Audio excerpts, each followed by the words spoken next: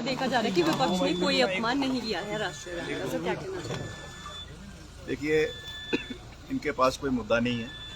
भाजपा के पास 3 दिन से राष्ट्रगान और राष्ट्रीय गीत के ऊपर विधानसभा को जो है वो स्थगित करने का प्रयास किया जा रहा है। इतिहास गवाह है, राष्ट्रगान भी और राष्ट्रीय गीत भी कांग्रेस पार्टी के नेताओं की देन देश को है, जिसमें रविंद्रनाथ टैगोर जी और बंकिम जो है चट्टोपाध्याय, उन्होंने जो है ये देश को ये गान दिया है और ये गीत दिया है। हम इनका सम्मान करते हैं, इनका मान सम्मान करते हैं। और पक्ष को मुद्दों के ऊपर राजनीति करनी चाहिए, प्रदेश के जो मसले हैं उसके ऊपर राजनीति करनी चाहिए।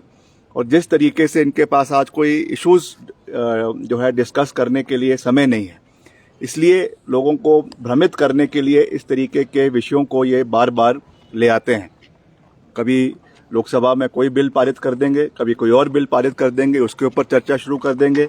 जो असली मसले देश के अंदर है, आज चीनी के दाम जो है वो आसमान छू रहे हैं, पेट्रोल डीजल के दाम आसमान छू रहे हैं।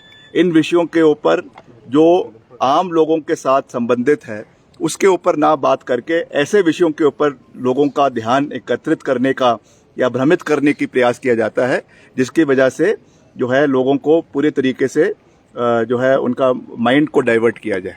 तो ये जैसे इराक के जब युद्ध हुआ था उस समय जॉर्ज बुश ने कहा था कि वेपन्स ऑफ मास डिस्ट्रक्शन जो है वो इराक के अंदर है। बाद में निकला क्या? कुछ नहीं निकला।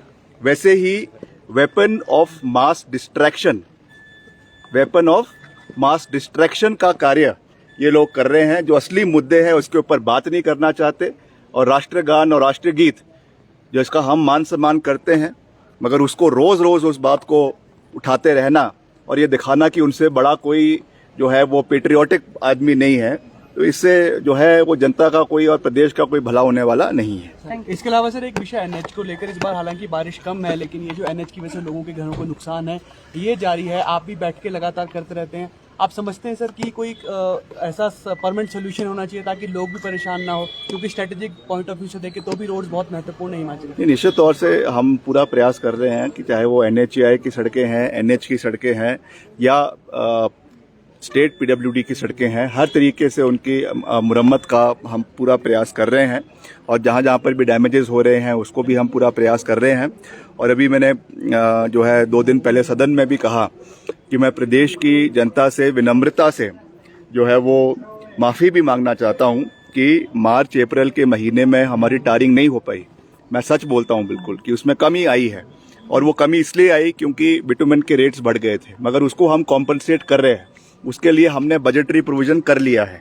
और जैसे ही मानसून का समय खत्म हो जाएगा 800 किलोमीटर सड़कों की टारिंग भिन्न भिन्न इलाकों के अंदर पूरे प्रदेश के जो विभिन्न हमारे डिविजन्स है वहाँ पे टारिंग करवाई जाएगी, ताकि जो भी हमारा नुकसान अभी बरसातों के दौरान में हुआ है उनको हम पूरा करने का प्रयास करेंगे। हम उतना ही कर सकते हैं।